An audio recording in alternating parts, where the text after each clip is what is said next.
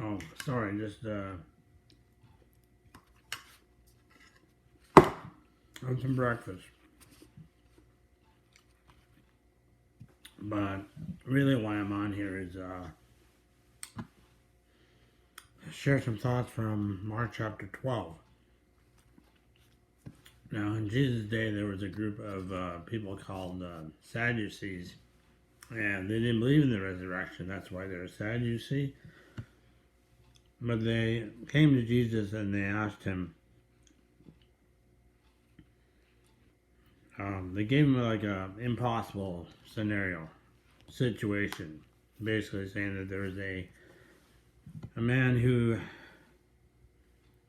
there were 7 brothers, and they each took this woman to be their wife, not all at the same time. Now, in the Old Testament, they were told, that if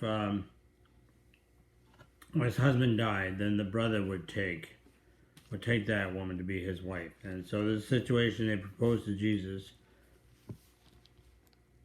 and that the woman would die, then the brother would basically take her to be a wife. Did I say that right? Okay, so yeah, sorry, the husband dies, and the brother would take. So they basically said, okay, Jesus, there were 7 brothers, and each one of them took her as wife, and one at a time, and they would die, and the next one, and so on. Right? My phone was acting weird, so anyway. Yeah.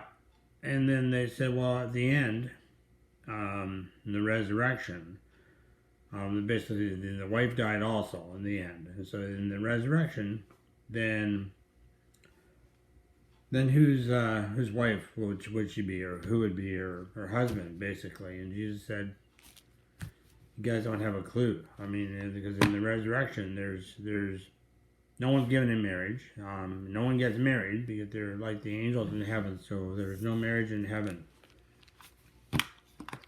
That's the end. So you don't understand. You've got it all wrong. You're not ready. God is the God of Abraham, Isaac, and Jacob. God's the God of the living, not of the dead.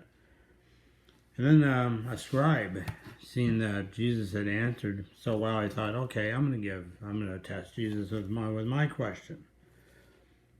So the scribe came and heard them disputing, the Sadducees disputing with Jesus.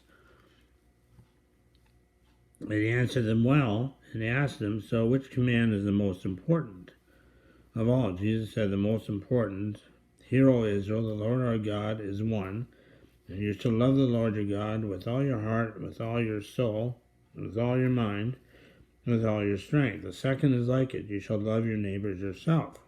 There is no other commandment greater than this. The scribe says, well, you're a right teacher. As if the scribe was better than Jesus' own teaching, but he thought that was pretty good. And then he basically summarizes it. So you're right, you shall love your neighbor as yourself. And there is no other commandment greater than this. There is none beside him, to love him with all your heart, with all your understanding, with all your strength, and with love one's neighbor as yourself. It's much more than all burnt offerings and sacrifices. And Jesus saw that he had answered wisely, said, yeah, very good. You're not far from the kingdom of God. So, in other words, you can have all the answers. You can go to church, you can be baptized. You can do all the right things, say all the right things. It doesn't get you into the kingdom. So it's saying the scribe was close. But he didn't really believe. He had all the right answers. He was able to speak all the right words. He says, well, you're close to the kingdom of God. And there's so many who are close to the kingdom. They know the right words. They know the right actions. They can put a pretty good front, but they're close to the kingdom of God, but they're not in it. So you either are or you aren't in the kingdom of God. So anyway, I'm gonna go back to my breakfast, and I just want to share those thoughts with you. All right, have a good day.